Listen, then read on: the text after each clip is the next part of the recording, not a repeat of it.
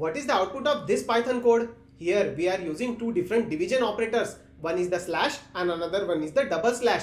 So what exactly is the difference between them? First, let's take a look at 10 slash 3. The slash operator performs the normal division. 10 divided by 3 is approximately 3.33333 and so on. So Python gives us the decimal result. Now look at 10 double slash 3. Here double slash is called as a floor division.